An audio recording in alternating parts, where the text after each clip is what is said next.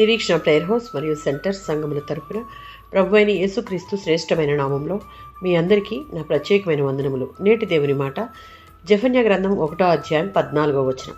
యెహోవా దినము సమీపమై అతి శీఘ్రముగా వచ్చుచున్నది. జెఫన్యా ప్రవక్త యూదా రాజైన యోషియా పరిపాలనలో ప్రవచించాడు. యోషియా మంచి రాజైన దేశంలోని ప్రజలు ఇంకా విగ్రహారాధనలో ఉన్నారు. దేవుని ఆజ్ఞలను నిర్లక్ష్యం చేశారు. అన్యాయాలు, అవినీతి పెరిగాయి. దేవుని తీర్పు రాదని నిర్లక్ష్యంగా జీవిస్తున్న తరుణంలో యెహోవా దినము చాలా సమీపంగా ఉందని హెచ్చరించాడు.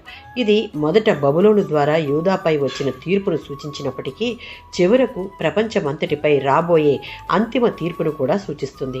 యెహోవా దినము అంటే దేవుడు పాపాన్ని తీర్పు తీర్చే రోజు, నీతిమంతులకు విమోచన దినం, దుష్టులకు భయంకరమైన తీర్పు దినం. ఆ దినం సమీపంలో ఉంది. దేవుని తీర్పు ఆలస్యం అవుతున్నట్లు కనిపించినా అది తప్పకుండా వస్తుంది. దేవుడు నిర్ణయించిన సమయం వచ్చినప్పుడు ఎవ్వరూ ఆపలేరు. పరాక్రమవంతులు, ధనవంతులు, అధికారులందరూ దేవుని ముందు నిలబడలేరు. యోవేలు గ్రంథం 2వ అధ్యాయం 1వ వచనం.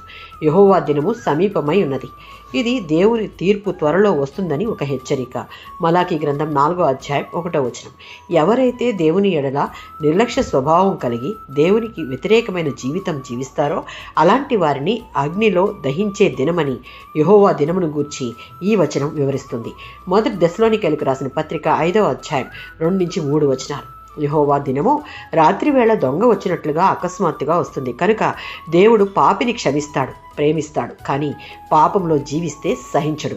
దేవుడు మనకు అవకాశాన్ని ఇచ్చినప్పుడే ఆ సమయాన్ని పోనీయక పశ్చాత్తాపంతో మనలను మనం దేవుని దగ్గర ఒప్పుకొని విడిచిపెట్టి మరలా వాటి వైపు తిరగక ప్రతిరోజు దేవుని దినము కొరకు సిద్ధపాటు కలిగిన జీవితాన్ని జీవించాలి. ఆమేన్.